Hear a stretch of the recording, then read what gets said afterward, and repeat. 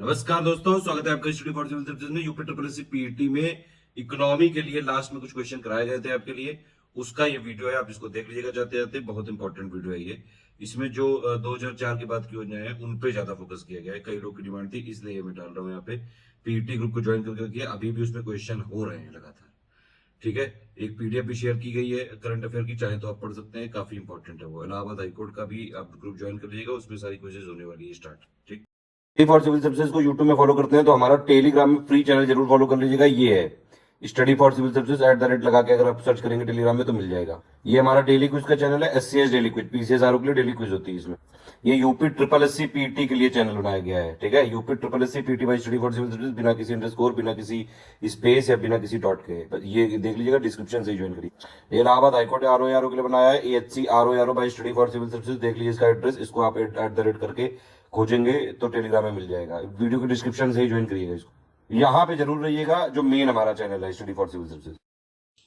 दोस्तों, UP triple SC PT exam के लिए हमारी क्विजेस लगातार चल रही है और इस वाली क्विज में हम ढेर सारे प्रश्नों को देखने वाले हैं। प्रश्नों की संख्या पर मत जाइएगा, आपको अभ्यास कराना ही हमारा उद्देश्य है और ये अंतिम चरण है। तो चलिए शुरू करते हैं। इसमें सरकारी योजनाओं से लेकर अर्थशास्त्र के कई सारे महत्वपूर्ण प्रश्न और बहुत सारे पोर्टल वगैरह आप देखेंगे। मिक्स ये पूरी सीरीज है। तो देखिए, बेटी बचाओ बेटी पढ़ाओ योजना की लागू होने का वर्ष है, कौन सा वर्ष है? 2015। तो यहाँ पर बाकी सभी गलत है। इसके बाद अगले वाले को देखते हैं। इसमें पूछा जा रहा है कि इसमें से जो नीचे दी गई योजनाएं या स्कीम है कौन सी 2018 में आई थी? तो पीएम किसान, इसके अलावा पोषण मिशन, आयुष्मान भारत, ये सब 2018 की स्कीम है। और देखिए, गलत कथन का आपको इसमें चयन करना था। तो मेक इन इंडिया 2014, श्रमेव जयते 2014 और पीएम मुद्रा योजना 2015, इसमें से कोई भी गलत नहीं है, इसीलिए हमने डी वाले को चुना है, कोई नहीं। अगले वाले को देखते हैं। वर्ष 2015-14, यहाँ 15-16 होना चाहिए था। यहाँ पब्लिक पार्टनर, जो पब्लिक प्राइवेट पार्टनरशिप होती है, इसके सुझाव को देने वाली जो गठित की गई समिति थी उसका नाम क्या था? तो यहाँ ये विजय केलकर समिति है, इसको याद रखिएगा। अर्थशास्त्र या अर्थव्यवस्था से जुड़ी हुई जितनी भी कमिटीज है वो इंपॉर्टेंट है। इसके बाद अगले वाले को देखते हैं। 5 ट्रिलियन की जो इकोनॉमी का लक्ष्य रखा गया है, इसमें परामर्शदात्री समिति का नाम आपको बताना था। तो ये है अरुण गोयल समिति, इसको बहुत अच्छे से आप दिमाग में रखिएगा। इसके बाद अगले वाले को देखते हैं। देखिए, क्वेश्चन नंबर नेक्स्ट है, मतलब यहाँ नंबरिंग नहीं की गई है। तो 1977 में पंचायती राज व्यवस्था की समीक्षा हेतु एक समिति का गठन किया गया था और उस समिति का नाम क्या था ये आपको बताना है। उस समिति का नाम था अशोक मेहता समिति। पंचायती राज व्यवस्था पे समितियों के नाम जब आप देखते हैं तो उसमें बलवंत राय मेहता कमेटी का नाम आता है, लेकिन ये समीक्षा के लिए बनाई गई थी अशोक मेहता समिति। इसके बाद नेक्स्ट जो लेटेस्ट बजट है 2021-22 का, इसमें कौन सी 2 चीजें मांगी हुई है? तो 2 चीजों के नाम यहाँ पूछ रहा है, लेकिन चूंकि यहाँ दे रखा है तो इसे आप देखिए एक ही है इसमें। तो इससे अब हमें कोई फर्क नहीं पड़ता कि इसमें क्या 2 दिया हुआ है या 3 दिया है। रत्न जो थे, यानी जो प्रीशियस स्टोन्स होते हैं या जेम स्टोन्स होते हैं, वो मांगे हुए हैं, तो लाभप्रद रूप से बाकी जो पेयर है उनकी तुलना में। इसके बाद अगले वाले को देखते हैं। कौन से बैंक ने ई किसान एप्लीकेशन को लॉन्च किया था? तो ये एचडीएफसी बैंक है, स्पष्ट रूप से आप देख रहे हैं। संसद में पेश आर्थिक सर्वेक्षण के हिसाब से 2021-22 में आर्थिक तरक्की की रफ्तार कितने फीसदी रहने का अनुमान है, ये आपको बताना है। तो 11% का अनुमान लगाया गया था, 11% का अनुमान लगाया गया था, उसे आप यहाँ देख रहे हैं। अगले वाले को देखते हैं। इंदिरा महिला शक्ति योजना को शुरू किया गया था, किस राज्य सरकार के द्वारा शुरू किया गया था वो आपको बताना है। तो राजस्थान सरकार, ठीक है, राजस्थान की राज्य सरकार। अगले प्रश्न को देखते हैं। साइबर अपराध से पीड़ित की मदद हेतु गृह मंत्रालय की साइबर अपराध रोकथाम इकाई का नाम क्या है, ये आपको बताना है। तो ये आश्वस्त नाम की इकाई है, यहाँ आप देख रहे हैं। इसके बाद अगले वाले को देखते हैं। निम्नलिखित में से कौन सा केंद्रीय बजट 2021-22 के 6 स्तंभों में शामिल नहीं है? तो ये महिला एवं बाल कल्याण वाला जो मामला है, ये इसके 6 स्तंभों में शामिल नहीं है। बाकी स्वास्थ्य देखभाल, नवाचार, अनुसंधान, मानव संसाधन विकास, ये सब इसमें आते हैं। ठीक है, तीनों इसमें आते हैं। इसके बाद देखिए, बजट में कोविड टीकाकरण के लिए कितना धन आवंटन हुआ है? तो इसमें आप 35,000 करोड़ को लगा लीजिए। इसके बाद देखिए, देश में कितने नवीन टेक्सटाइल पार्क खोले जाने का प्रावधान है? तो इनकी संख्या कितनी है? इनकी टोटल संख्या है 7। इसके बाद अगले वाले को देखते हैं। यहाँ कहा जा रहा है कि पेट्रोल पर कितने % का, मतलब कितने रुपए का सेस लगाया गया, ये बजट की बात है। तो 2.5 रुपए का सेस लगाया गया, जैसा कि आप यहाँ पर देख रहे हैं। इसके बाद नेक्स्ट, बजट 2021-22 में कौन सी योजना को देशव्यापी बनाने की घोषणा? तो ये स्वामित्व योजना थी जिसको कि देशव्यापी बनाने की इस बार घोषणा हुई है। इसके बाद देखिए, आर्थिक समीक्षा जो लेटेस्ट वाली है हम लोग की, उसका थीम क्या था? तो सेविंग लाइफ्स एंड लिवलीहुड, ये इसका थीम था। इसे अच्छे से याद रखिएगा। वस्त्र उद्योग को वैश्विक पहचान दिलाने वाली जो जारी योजना है उसका नाम क्या है? तो ये मित्र योजना है। इसमें वस्त्र उद्योग को अच्छी खासी पहचान मिलेगी, ऐसी आशंका जताई जा रही है। इसके बाद देखिए, ऑपरेशन ग्रीन स्कीम का उद्देश्य क्या है? तो कई फसलों का इसमें कवरेज किया जाएगा और किसानों की आमदनी को बढ़ाना, ये इसका मेन टारगेट है। इसके बाद देखिए, आर्थिक समीक्षा 2021-22 का प्रारूप तैयार करने वाले अर्थशास्त्री कौन थे? इनका नाम था कृष्णमूर्ति सुब्रमण्यम। यहाँ कई सारे मिलते जुलते नाम है, तो आप सतर्क रहिएगा। इसके बाद अगले वाले को देखते हैं। आत्मनिर्भर स्वस्थ भारत योजना की धनराशि का आवंटन कितना था? तो ये ढेर सारा है, इसे आप स्पष्ट तौर पे देख रहे हैं। 2,87,000 करोड़ रुपए, क्योंकि स्वास्थ्य इस समय सबसे अहम मुद्दा है। नेक्स्ट, इसमें देखिए, पीएम वानी योजना, WANI शॉर्टकट है ये। तो इसका उद्देश्य क्या है? ये वाईफाई को सक्षम बनाने वाली योजना है, मतलब वाईफाई कनेक्टिविटी जो है उसमें इनहेंस करने वाली ये योजना है। इसके बाद अगले वाले को देखते हैं, यहाँ इसका फुल फॉर्म भी देख लीजिए, पीएम वानी का। तो पीएम वानी का फुल फॉर्म है वाईफाई एक्सेस नेटवर्क इंटरफेस, ठीक है। प्रधानमंत्री, पीएम मतलब प्रधानमंत्री, इस प्रकार से। अगले वाले को देखते हैं, भारत का पहला पेपरलेस बजट जारी करने वाला राज्य कौन सा है? तो ये उत्तर प्रदेश राज्य है, इसमें कोई डाउट नहीं है, यहाँ आप इसे देख सकते हैं, पहला। इसके बाद देखें, बजट 2021-22 के 4 इंपॉर्टेंट पिलर में क्या शामिल नहीं है? तो बुनियादी विकास, जन स्वास्थ्य और मानव संसाधन शामिल है, लेकिन शिक्षा को इसमें शामिल नहीं किया गया है। इसके बाद आगे चलते हैं, ये यूपी का बजट है, ध्यान दीजिएगा। मुख्यमंत्री कृषक दुर्घटना कल्याण योजना के लिए जो धनराशि आवंटन है वो कितना है? 600 करोड़ रुपए। इसके बाद देखिए, भारत में आयकर की शुरुआत किसने की थी? माफ कीजिएगा, यहाँ पे व्यक्ति का नाम ही पूछ रहा है, लेकिन किसने शब्द यहाँ नहीं दिया हुआ है, कोई बात नहीं। तो भारत में आयकर की शुरुआत की थी, किसने की थी? जेम्स विल्सन ने, ठीक है। जेम्स विल्सन के द्वारा आयकर की शुरुआत की थी, या आप ऐसे कह सकते हैं कि आयकर शब्द का पहली बार इस्तेमाल किया था, ये कहना ज्यादा सही होगा। इसके बाद देखिए, यहाँ पे यूनिक टाइड का जो मुख्यालय है उसके बारे में पूछा जा रहा है कि ये है कहाँ पे? तो जेनेवा में है, ठीक है। ऐसे मुख्यालय प्रायः जेनेवा में होते हैं। कौन सी योजना 2017 की नहीं है? ठीक है, तो सहज बिजली हर घर योजना ये 2017 की है बेशक। वय वंदना योजना ये भी है, मातृत्व वंदना योजना ये भी है, लेकिन स्वयं नाम की ये जो योजना या पोर्टल है, इसे आप देखें, ये 2017 की नहीं है। तो आप जरा कमेंट बॉक्स में बताइएगा कि ये किस समय की योजना है। अगले वाले को देखते हैं, नीति आयोग के गठन की घोषणा कब हुई थी? 1 जनवरी 2015, यहाँ आप देखिए। इसके बाद आगे चलते हैं, नीरांचल वाटरशेड योजना का उद्देश्य क्या है? तो नीरांचल वाटरशेड योजना का मेन पर्पस है प्रत्येक खेत में सिंचाई को सुनिश्चित करना। नहर निर्माण, अनुदान वगैरह वो तो चलते रहते हैं, लेकिन सुनिश्चित करने वाली जो बात है वो इसमें दिखाई देती है। इसके बाद अगले वाले को देखते हैं, पीएम किसान मानधन योजना के लिए पात्रता है वो कितनी है? इसमें आप देखकर बताइए। यहाँ जो पात्रता है वो 18 से 40 वाला आयु वर्ग है, ये आपने कई बार देखा होगा। इसके बाद अगले वाले को देखते हैं, पीएम फसल बीमा योजना में रबी की फसल का प्रीमियर कितना है, ये आपको बताना है।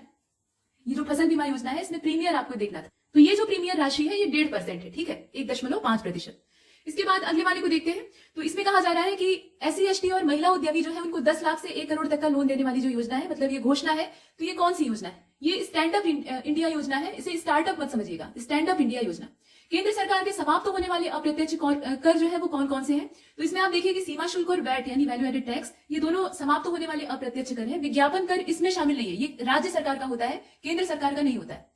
इसके बाद अगले वाले को देखते हैं, भुगतान बैंक के अधिकार में नहीं आता है। क्या नहीं आता है? तो आप देखिए, भुगतान बैंक सब कुछ कर सकता है, लेकिन क्रेडिट कार्ड जो है वो लॉन्च नहीं कर सकता है, ये उसके अधिकार में नहीं आता है। बाकी एटीएम डेबिट कार्ड वो लॉन्च कर सकता है, मनी ट्रांजेक्शन वहां से हो सकता है, डिपॉजिट भी कुछ हद तक कर सकते हैं। इसके बाद नेक्स्ट, केनरा बैंक में कौन सा विलय हुआ है? मतलब मर्जर यहाँ बैंकों का चल रहा है, तो सिंडिकेट का विलय हुआ है, या आप कहें कि सिंडिकेट में केनरा का हुआ है, दोनों एक चीज आप कह सकते हैं। इसके बाद अगले वाले को देखते हैं, दूसरा सबसे बड़ा बैंक बनकर उभरा है, तो पंजाब नेशनल बैंक जो है ये सेकंड लार्जेस्ट बैंक बनकर उभरा है, क्योंकि कई सारे बैंक इसमें विलय कर लिए गए। बोकारो स्टील प्लांट की बात अगर करें, ये स्टील प्लांट जो है तो ये किस पंचवर्षीय योजना में स्थापित हुआ? देखिए, ये तीसरी पंचवर्षीय योजना थी, जब हम उद्योगों की ओर ध्यान दे रहे थे। अगले वाले को देखते हैं, नरसिंघम समिति का संबंध किससे है? तो बैंकिंग सुधार से है। बैंकिंग सुधार की कई सारी कमेटीज हमने देख रखी है। पीएम जनधन योजना, जनधन के खाते आपने बहुत सारे देखे होंगे। तो अगस्त 2014 में इसको लॉन्च किया गया था, मतलब जब पहला कार्यकाल एनडीए गवर्नमेंट का होता है तो उसी में शुरुआत में ही इसको लॉन्च किया जाता है। इसके बाद अगले वाले को देखते हैं, प्रधानमंत्री फसल बीमा योजना कब लागू हुई थी? तो ये 2016 में होती है, जनवरी के महीने में होती है। यहाँ ध्यान दीजिएगा, महीना भी मायने रखता है, क्योंकि एग्जैक्ट डेट आपको पता होनी चाहिए। जो पुरानी योजनाएं हैं और वर्तमान में चल रही है वो सभी महत्वपूर्ण है। यहाँ देखिएगा, गलत जोड़े का आपको चुनाव करना है, तो मुद्रा योजना का वर्ष 2015 है, वयोश्री योजना जो है वो 2017 की है, सही बात है। और आयुष्मान सहकार योजना ये अभी नई है, मतलब 2021 की तो नहीं है, लेकिन 2020 की है। लेकिन मत्स्य संपदा योजना ये 2018 की है, और यहाँ कितना दिया है? 2019 दिया है, तो यही गलत है।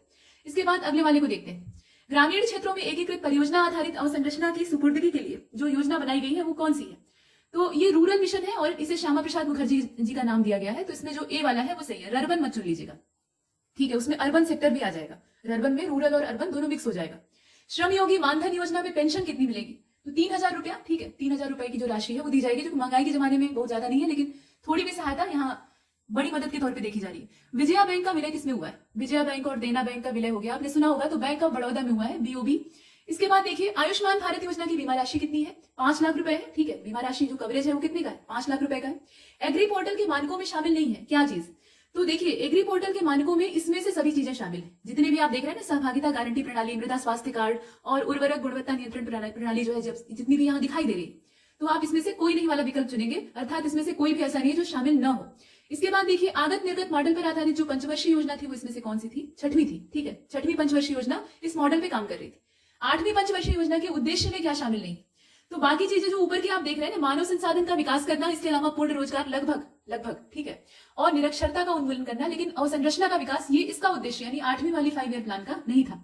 12वीं पंचवर्षीय योजना जो कि 5 ईयर प्लान में अंतिम कही जाती है, उसके बाद तो योजना आयोग भी समाप्त हो जाता है, नीति आयोग स्टार्ट हो जाता है। तो इसमें औसत वृद्धि दर कितनी थी? ये 7.1 थी, औसत एवरेज की बात की जा रही। नेक्स्ट, कौशल विकास योजना 3.0 को स्टार्ट किया गया था 15 जनवरी 2021। तो लेटेस्ट है इसका 3.0 यानी तीसरा संस्करण जो है उसे लॉन्च किया गया था। सेंट्रल विस्टा प्रोजेक्ट जो कि नई संसद का निर्माण वगैरह कर रहा है, इसमें टाटा कंपनी जो है इन्वॉल्व है। तो इसकी अनुमानित लागत कितनी है? 971 करोड़, अच्छी खासी लागत है इस समय। और उसके बाद देखिए, नीलामी सिद्धांत में सुधार और नए प्रारूपों के आविष्कार हेतु नोबेल पुरस्कार, ये 2020 का नोबेल पुरस्कार है, ये किसको दिया गया? तो ये अर्थशास्त्र का नोबेल है, इसे आप स्पष्ट तौर पे समझ रहे हैं। पाल आर मिलग्रोम को दिया गया या फिर रॉबर्ट वी विल्सन को दिया गया या दोनों को दिया गया? तो दोनों को दिया गया, दोनों को एक साथ दिया गया संयुक्त रूप से। इसके बाद देखिए, वित्त मंत्री ने सीनियर सिटीजन के लिए विशेष ऐलान में कहा कि कितने वर्ष से अधिक आयु के लोगों को इनकम टैक्स रिटर्न भरने में छूट है। तो 75 साल से अगर आप ऊपर के वृद्ध हैं तो आप इनकम टैक्स रिटर्न भरने की छूट प्राप्त कर सकते हैं। इसके बाद अगले वाले को देखते हैं। भारत का केंद्रीय बजट पहली बार किस रूप में पेश हुआ? तो सॉफ्ट कॉपी में, सब कुछ डिजिटल हो रहा है तो सॉफ्ट कॉपी में। इसके बाद देखिए, वित्त मंत्री ने बजट 2021-22 में कहा विश्वविद्यालय बनाने का ऐलान किया है, तो लेह में, लद्दाख क्षेत्र। इसके बाद देखिए, आत्मनिर्भर स्वस्थ भारत योजना के लिए आवंटित धनराशि का जो आवंटन है, मतलब पैसा कितना है, तो 64,180 है। ठीक है, ये आत्मनिर्भर स्वस्थ भारत जो योजना है उसके अंतर्गत आवंटन है इस बार के बजट में। इसके बाद आगे चलते हैं। देखिए, महिला आत्मनिर्भर अचानी योजना, थोड़ा नाम अनोखा है। तो ये किस राज्य से जुड़ी हुई है? यहाँ पूर्वोत्तर के कुछ अच्छे खासे राज्य दे रखे हैं जिसमें से कि नागालैंड से कनेक्टेड है। अगले वाले को देखते हैं।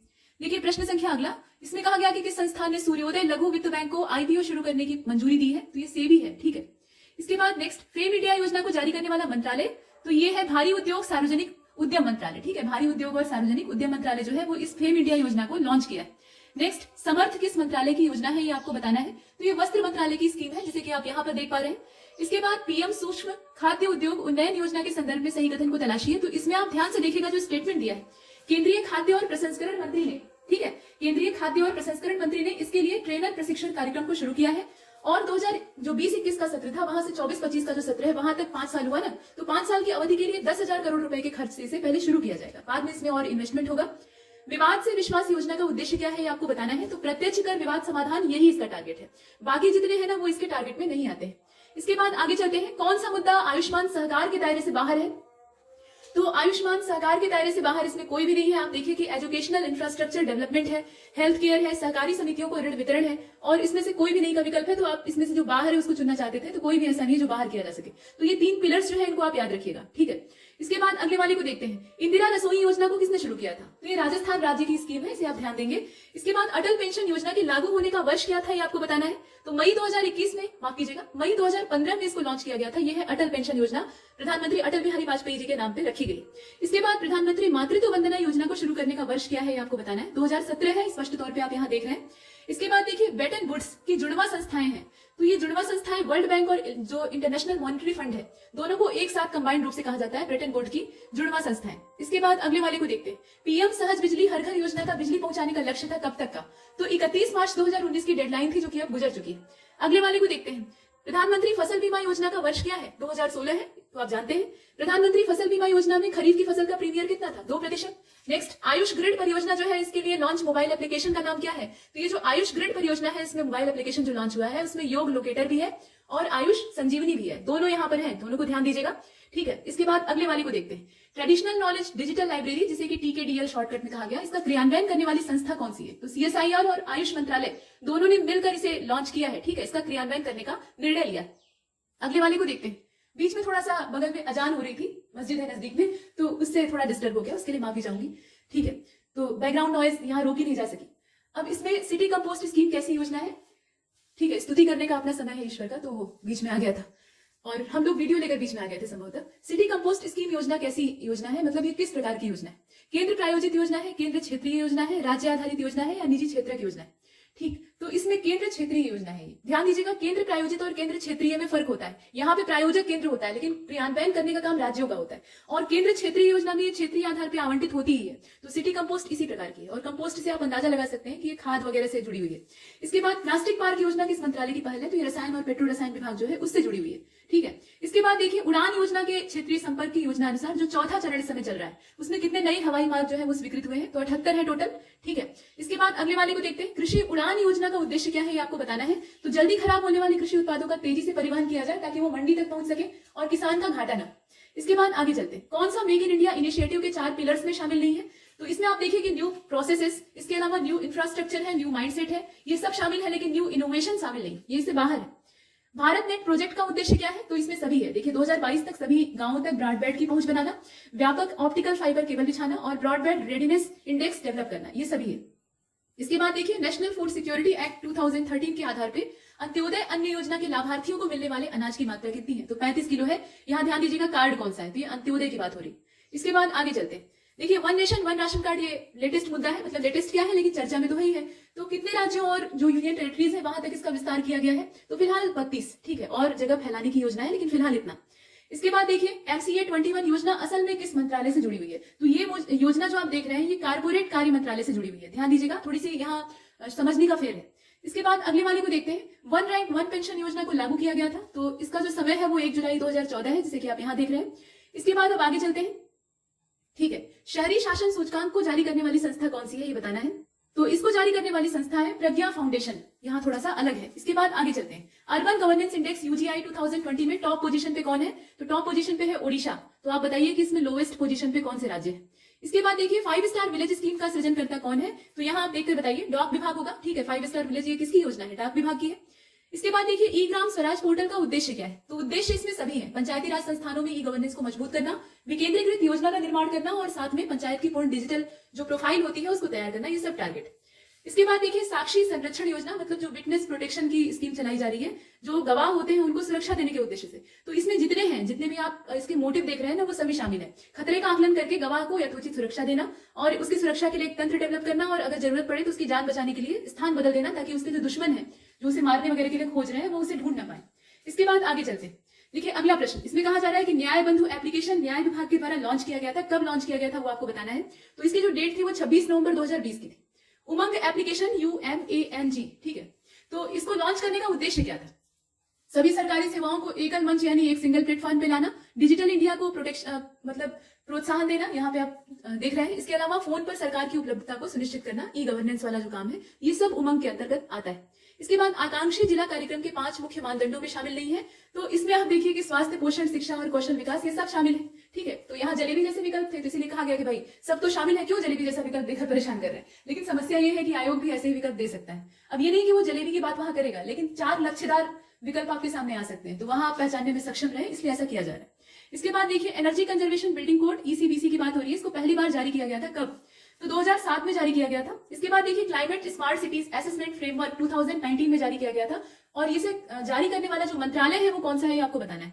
तो ये आवासन और शहरी मामले कार्य मंत्रालय है, यहाँ आप देख रहे हैं, ठीक है। इसके बाद एनर्जी ट्रांजिशन इंडेक्स को कौन जारी करता है? तो ये विश्व आर्थिक मंच है, इसमें कोई संदेह नहीं है। नेक्स्ट, एनर्जी ट्रांजिशन इंडेक्स 2020 में स्वीडन पहले स्थान पे, ये बता दिया है। भारत की पोजीशन क्या है जरा बताइए। तो भारत का स्थान है 74वां, यहाँ आप देख रहे हैं 74वां स्थान है।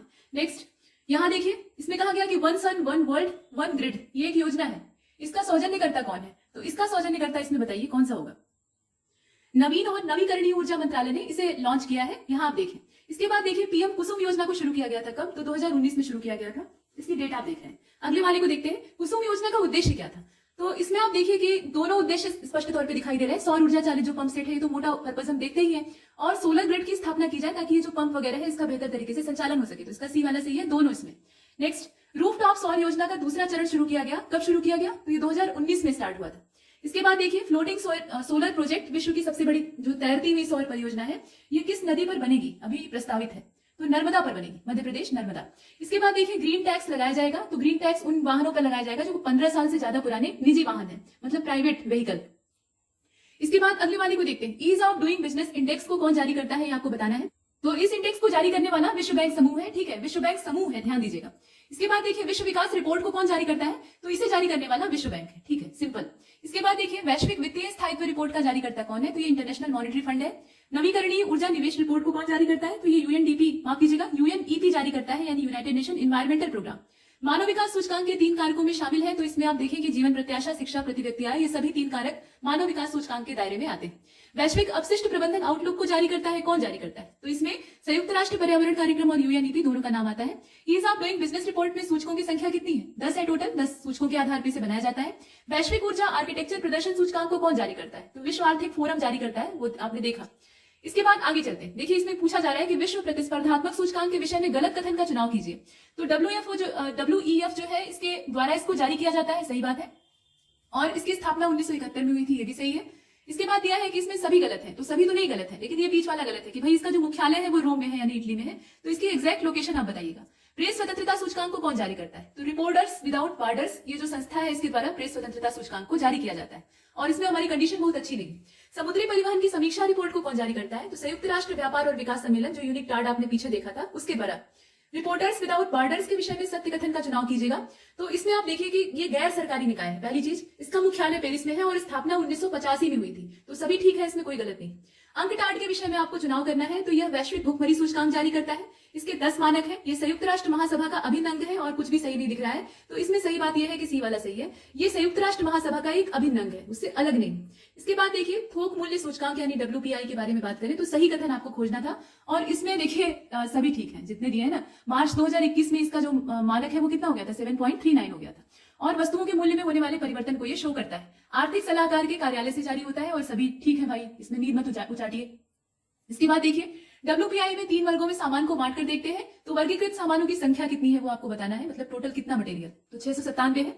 National bank of financing infrastructure and development यानी यहाँ पे जो ये संस्था है इसके बारे में आपको बताना है, इसका उद्देश्य क्या है। तो उद्देश्य इसका वित्तीय क्षेत्र भी है और विकासात्मक उद्देश्य भी है, दोनों को ये फुलफिल करने का काम करता है। वन नेशन वन ओम्बुड्समैन योजना ये शुरू की थी किसने? तो इसको घोषित करने वाला रिजर्व बैंक है, भारतीय reserve bank. Startup India seed fund योजना SISF का उद्देश्य क्या है? तो यहाँ देखिए स्टार्टअप की अवधारणा को विकसित करना, प्रोटोटाइप विकास, उत्पादन परीक्षण, सभी तो लक्ष्य हैं इसमें, जितने हैं सभी है। इसके बाद भारत स्टार्टअप इकोसिस्टम के मामले में विश्व में कौन से स्थान पे है? तो तीसरा पोजीशन है अपने देश का। इसके बाद देखिए ई संता, ये क्या चीज है? तो ये सेंटा क्लॉज नहीं है, बल्कि एक इलेक्ट्रॉनिक बाजार है जो कि जलीय कृषि जो एक्वाकल्चर होता है उन किसानों को निवेशक से जोड़ने का काम करता है। इसके बाद अगले वाले को देखते हैं। शफरी क्या है? तो शफरी कोई मछली नहीं है, ठीक है, ये एंटीबायोटिक मुक्त प्रमाणन योजना है, इसे आप यहाँ पर देख रहे हैं, ठीक। इसके बाद अगले वाले को देखते हैं। वाहन स्क्रैपिंग नीति का क्या उद्देश्य है? ये काफी चर्चा में है। तो इसमें देखिए पुराने डग्गा मार वाहन जो होते हैं उनको हटाना, बेहतर ईंधन दक्षता प्राप्त करना और वायु प्रदूषण में कमी लाना, ये तीनों उद्देश्य इसके दिखाई देते हैं, और भी बहुत सारे पर्पज है। ईज ऑफ लिविंग इंडेक्स के जारीकर्ता निकाय का नाम आपको बताना है, ठीक है, ईज ऑफ लिविंग इंडेक्स। तो इसमें जो आवासन और शहरी कार्य मंत्रालय है वो इसको जारी करता है। 10 लाख से अधिक जनसंख्या की श्रेणी में ईज ऑफ लिविंग इंडेक्स में शीर्ष पर कौन सा था? तो तीनों थे, बेंगलुरु, अहमदाबाद, पुणे एक साथ, ठीक है। इकोनॉमिक फ्रीडम इंडेक्स को कौन जारी करता है? तो द हेरिटेज फाउंडेशन के द्वारा इसको जारी किया जाता है। इकोनॉमिक फ्रीडम इंडेक्स में टॉप 3 न्यूजीलैंड, सिंगापुर और ऑस्ट्रेलिया है, मतलब पहली पोजीशन जो है वो सिंगापुर, उसके बाद न्यूजीलैंड, फिर ऑस्ट्रेलिया। भारत की रैंक 121 है, बहुत खराब है, वही पूछा था। संयुक्त राष्ट्र महासभा ने 2023 को घोषित किया है, तो मोटे अनाजों का जो वर्ष होता है उसके तौर पे घोषित किया है। अब अगले नंबर की क्विज को देखते हैं। तो निम्नलिखित में से कौन सा प्रत्यक्ष विदेशी निवेश का लाभ नहीं? देखिए इसमें देखिए जो प्रत्यक्ष विदेशी निवेश का लाभ नहीं है वो इसमें से कोई नहीं है, जितने हैं वो सभी लाभ है। विदेशी मुद्रा भंडार बढ़ता है, उससे अनुसंधान के अवसर बढ़ते हैं, और आधुनिक जो टेक्नोलॉजी है उसके लिए डोर ओपन हो जाते हैं अपने देश के, वो सभी है। विदेशी पोर्टफोलियो निवेश क्या चीज है? तो जब कोई निवेशक कंपनी से 10% से कम शेयर खरीदे तो उसको विदेशी पोर्टफोलियो निवेश कहते हैं। पीएम युवा योजना को शुरू करने वाला मंत्रालय कौन सा था? तो ये कौशल विकास और उद्यमिता मंत्रालय है, यहाँ ध्यान से आप देखिएगा। इसके बाद अगले वाले को देखते हैं। मेक इन इंडिया कार्यक्रम को शुरू किया गया था, तो 25 सितंबर 2014 की तारीख थी मेक इन इंडिया को शुरू करने की। इसके बाद व्हाइट लेबल एटीएम, ठीक है, ये क्या चीज है? तो ये सफेद एटीएम नहीं है भाई, एक ऐसा एटीएम है जो कि निजी क्षेत्र के द्वारा चलाया जाता है, इसको कोई बैंक नहीं संचालित करता है बल्कि RBI के कंट्रोल में होता है। ब्यूरो ऑफ इंटरनेशनल सेटलमेंट का मुख्यालय कहाँ पे? तो बेसल में है, ठीक है। अब आप बताइए कि बेसल है कहाँ पे? बेसल मानकों के बारे में आपने सुना होगा। निम्नलिखित में से कौन सा प्राथमिक क्षेत्र में शामिल नहीं है? तो जलापूर्ति उससे बाहर है, बाकी कृषि, वानिकी और खनन उसमें शामिल है। नीति आयोग के बारे में सही कथन की आपको खोज करनी है। तो नीति आयोग के बारे में जितना भी दिया 1 जनवरी 2015 को ये सामने आता है, और अधिकतम 5 पूर्णकालिक सदस्य हो सकते हैं, और आवश्यकता अनुसार जो अंशकालिक सदस्य है उनको कमोबेश किया जा सकता है, तो सभी सत्य है इसमें। इसके बाद अगले वाले को देखते हैं। राष्ट्रीय विकास परिषद की स्थापना कब होती है? तो 6 अगस्त 1952 को होती है। 6 अगस्त की डेट आप याद रखेंगे। राष्ट्रीय विकास परिषद के विषय में गलत क्या है? तो कुछ भी गलत नहीं है, यहाँ जितना है सब उसके उद्देश्य है, ध्यान से देखिएगा।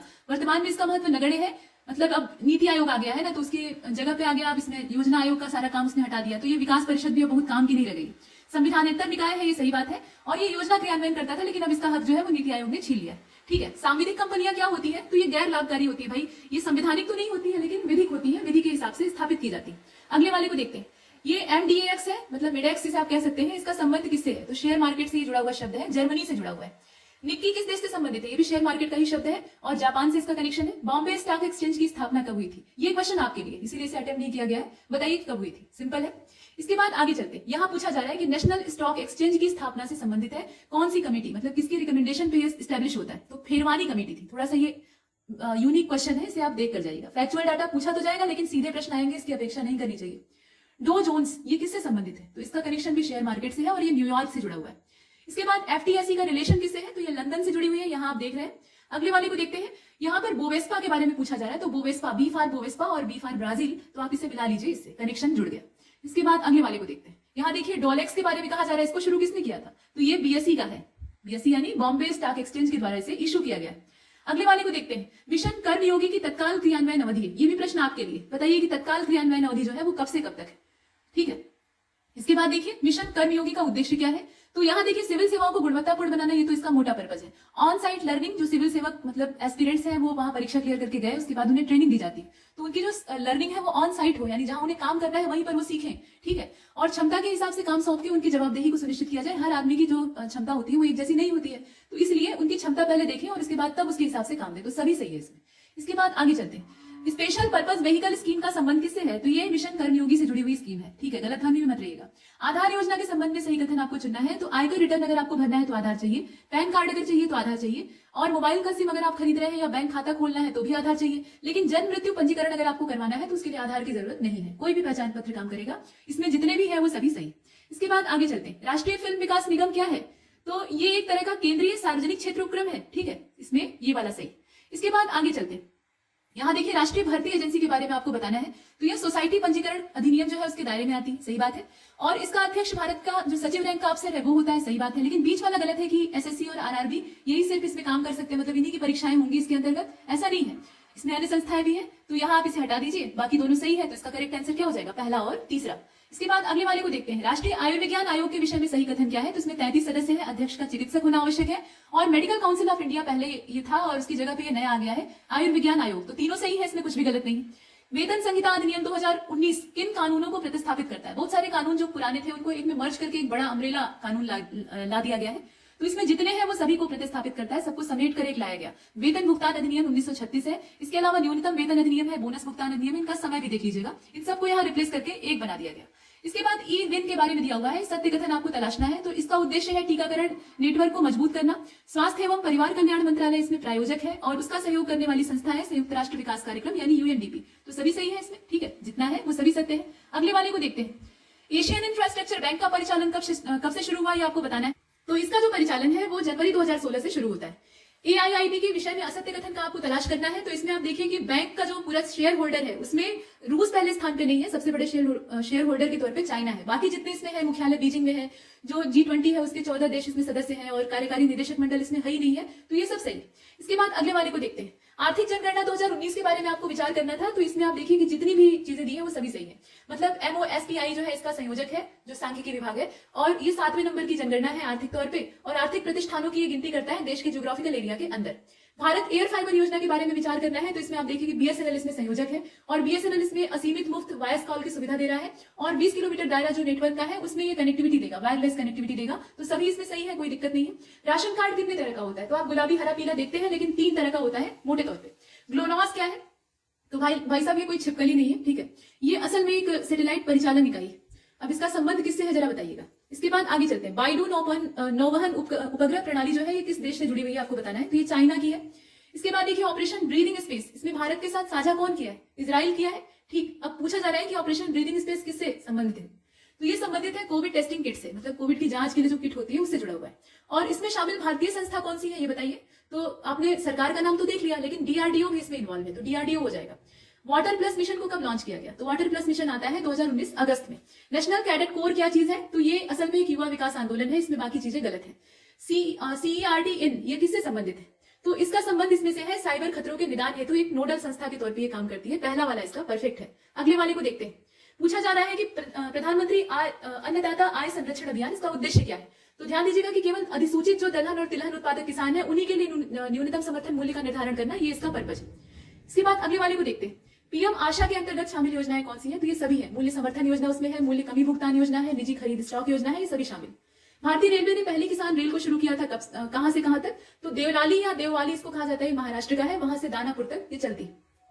इसके बाद अगले को देखते हैं। स्पुतनिक भी वैक्सीन का नाम है, आप देखकर समझ रहे हैं, सही कथन आपको तलाशना है, तो सभी सही है भाई। इसमें रूसी उपग्रह स्पुतनिक के नाम पे इसका नाम रखा गया है, और ये पहली कोविड वैक्सीन है जिसे कि बढ़िया तरीके से अनुमोदन प्राप्त हुआ है, कारगर है, और आधिकारिक रूप से पंजीकृत करने वाला देश रूस है।